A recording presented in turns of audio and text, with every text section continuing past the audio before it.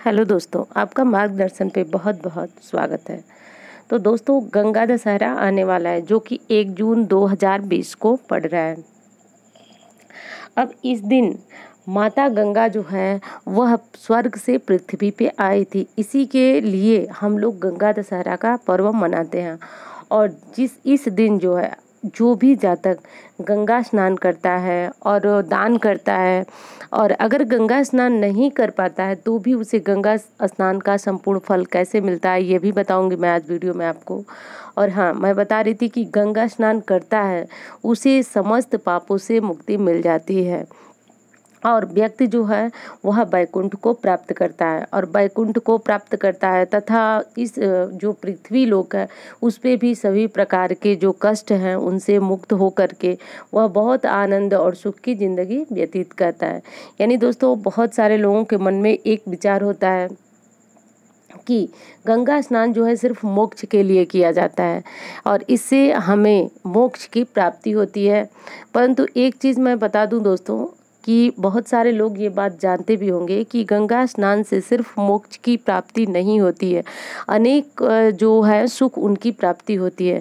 जैसे कि देखिए, बहुत सारे लोग हैं, बहुत पूजा करते हैं, पाठ करते हैं, परंतु क्या होता है कि उनको उनकी पूजा पाठ का ही फल नहीं मिलता है, क्योंकि उस समय उनके पूर्व जन्म के कर्म जो होते हैं वो उनके इस जन्म के कर्म पे बहुत ज़्यादा भारी पड़ रहे होते हैं। इसलिए बहुत ज़्यादा पूजा पाठ जप दान सब कुछ करने के बाद भी वो दुखी रहते हैं।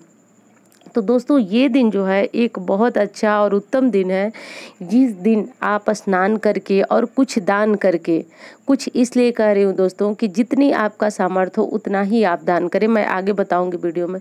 तो करके आप जो है अपने इन जो पूर्व जन्म के कष्ट कर्म के कष्ट थे आपको उनसे मुक्ति पा सकते हैं और इस जन्म के जो आपके कर्म है उनका उदय होगा और आप जिस क्षेत्र में सफलता चाहेंगे वो भी आपको मिल जाएगी।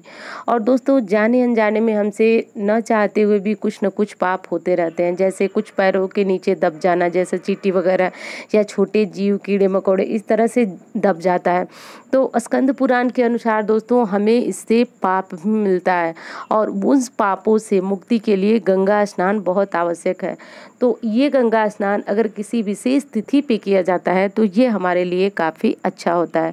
तो वही तिथि है दोस्तों 1 जून 2020 को, जो कि गंगा दशहरा है। यानी कि देखिए, अक्षय तृतीया के दिन माता जो है वह उनका जो जन्म हुआ था, उनका अवतरण हुआ था और अक्षय तृतीया के दिन से वह भगवान भोलेनाथ के जटा में जो कि बंद थी, पर भागीरथी उनको धरती पे लाना चाहते थे। आप में से मुझे लग रहा है सबको पता होगा क्यों लाना चाहते थे, क्योंकि वो अपने पूर्वजों की मुक्ति चाहते थे, मोक्ष चाहते थे। इसलिए बहुत तपस्या के बाद वो माँ गंगा को शिवजी की जटाओं से लाने में सफल हुए और उसके बाद वह उनके पूर्वजों को जो है कि मोक्ष देती हुई जाकर के सागर में विलीन हो गए।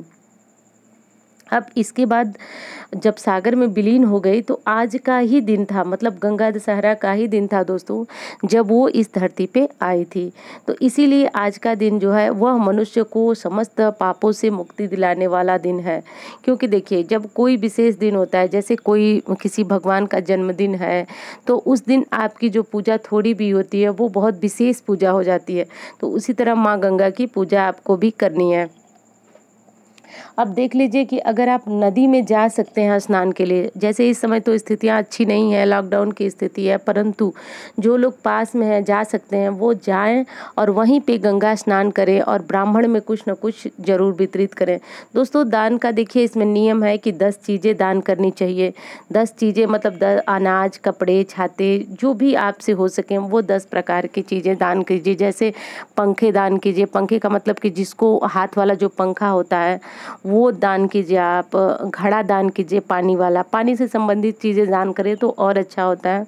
तो ये चीज़ें दान करें और स्नान करें और माता को जो है वहीं पे कुछ भोग प्रसाद चढ़ाएं। और घर पे अगर आप नहीं जा सकते हैं नदी, तो घर पे आपके आसपास अगर कोई पवित्र नदी हो तो आप उसमें भी स्नान करके गंगा स्नान का संपूर्ण फल ले सकते हैं।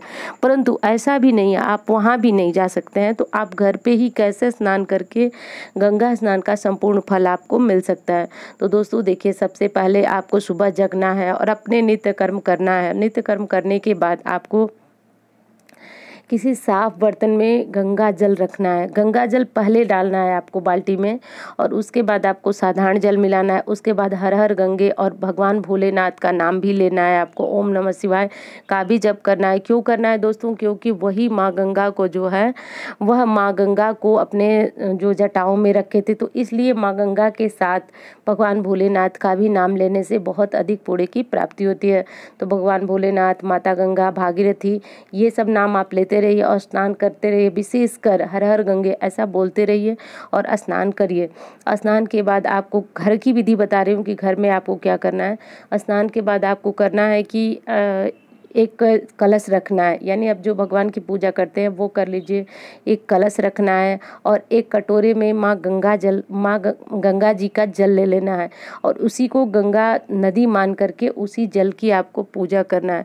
कलश इसलिए रखा जाता है दोस्तों कि क्योंकि कलश रखने से पूजा आपकी जो है विशेष हो जाती है, और कोई भी पूजा होती है वह भगवान तक संपूर्ण रूप से पहुँच जाती है। इसलिए बताया जाता है आपको कि कलश आपको जब भी कोई विशेष पूजा करते हैं उसमें ज़रूर रखिए, और उसी में आपको जो भी अर्पित करना हो, जैसे फूल, पत्ती, या फिर जो भी भोग, बतासे भी इस दिन आप चढ़ा सकते हैं, और दीपक भी जलाइए। तो उन्हीं को माँ गंगा का स्वरूप मान करके आप पूजा कीजिए। दोस्तों, कहा भी गया है कि मन चंगा तो कटौती में गंगा, और स्कंद पुराण के अनुसार अगर आप 10 चीज़ों से माता गंगा का पूजन करते हैं, यानी 10 प्रकार के अगर आपको फल मिल सकें, 10 तरह के फूल मिल सकें, और नहीं मिल सकें तो दोस्तों मैं बस यही कहती हूँ कि आप भाव से, प्रेम से जो चीज़ें आपको जिस समय पे मिल पाएँ, बस अपना प्रेम अर्पित कीजिए भगवान को, तो निश्चित रूप से आपको आपकी पूजा पाठ का संपूर्ण फल मिलने लगेगा।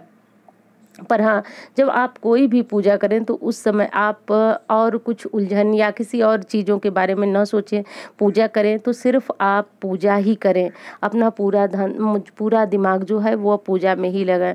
और एक और चीज़, पूजा करते समय हमको भगवान का नाम मुँह में जपते रहना है, बोलते रहना है।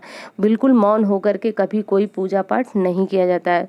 तो इस तरह से करके दोस्तों आपकी गंगा जी की पूजा पूरी हो गई। और दान में अगर आप कुछ दान नहीं कर सकते हैं, यानी पंखे हाथ वाले हैं वो भी दान नहीं कर सकते, घड़े नहीं दान कर सकते, तो मैं ये सबके लिए बता रही हूँ, जो सामर्थ्यवान है वो दान करें, परंतु जो नहीं कर सकते हैं वो अपने सामर्थ्य के अनुसार कुछ पैसे रख लें। और जब उनके यहाँ पुरोहित आते हैं, ब्राह्मण आते हैं, या जब वो कोई मंदिर जाते हैं तो वहाँ भी ये पैसे रख लें, वो पैसे निकाल करके अलग, और उनको वहाँ दान दे दें। तो चूँकि दोस्तों आप आज के दिन ही स्नान करके दान निकाल लें, और जब आपको लगे कि आप दे सकें ये दान तो ब्राह्मण को आप दे दें। वैसे जल्दी से ये दान आपको घर से बाहर कर देना ही उचित होता है। और इस तरह के दान और पूजा पाठ करने से दोस्तों आप देखेंगे कि आपकी पूजा पाठ जो फलीभूत नहीं हो रही है वो फलीभूत होने लगेगा, यानी आपको आपके पूजा पाठ का जो है कि फल मिलने लगेगा। तो दोस्तों इसीलिए गंगा दशहरा का पर्व मनाया जाता है कि व्यक्ति जो जाने अनजाने में पाप किया होता है उसको उसके पापों से मुक्ति मिल जाती है। और एक चीज़ कहना चाहूँगी दोस्तों कि कभी भी जानबूझ करके हमें कोई अपराध, किसी का दिल नहीं दुखाना चाहिए। जानबूझ करके मतलब कोई पाप नहीं करना चाहिए, क्योंकि अगर ऐसा हम करते हैं तब हम कोई भी पूजा कर लें, कोई भी जप तप कर लें, कोई भी किसी भी नदी में स्नान कर लें, माँ गंगा हो या किसी भी कुछ भी कर लें, आपको आपका जो कर्म है वो आपका पीछा नहीं छोड़ता है और उसका फल भुगतना ही पड़ता है। तो देखिए यही था गंगा दशहरा मनाने का एक मुख्य उद्देश्य कि इस दिन व्यक्ति जो है वह पापों से स्नान और दान करके, पूजन करके पापों से मुक्त हो जाता है। और पूजन की विधि भी बहुत आसान है कि आपको बस एक कलश रखना है, गौरी गणेश की स्थापना करनी है। तो जैसे कि गौरी, आप जानते हैं कि गौरी जो है वह गाय की गोबर से बनती है, और न अगर आपको मिल सके तो आप हल्दी से भी गौरी बना सकती हैं। और जो कसैली आती है उस कसैली पे कलावा लपेट करके उनको गणेश जी का रूप दे दें। इस तरह से करिए, और थोड़ा सा जल या ज़्यादा जल आप किसी बर्तन में रख लीजिए और उनको माँ गंगा का स्वरूप मान करके पूजा कर दीजिए।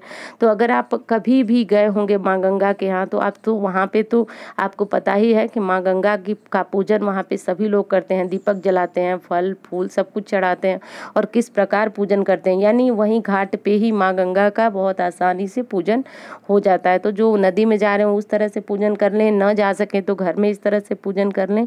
तो बस दोस्तों, गंगा दशहरा मनाने का एक यही मुख्य उद्देश्य था कि व्यक्ति जो है वह सुखी हो और उसके पूर्व जन्म के जो कर्म थे उनसे अगर उन्हें कष्ट मिल रहा हो तो वो न मिले, और अगर व्यक्ति हर प्रकार से सुखी है, संपन्न है, स्वस्थ है, तो आगे भी उसकी ज़िंदगी में इसी तरह की खुशियाँ और उसका स्वास्थ्य जो है वह निरंतर बना रहे, अच्छा रहे।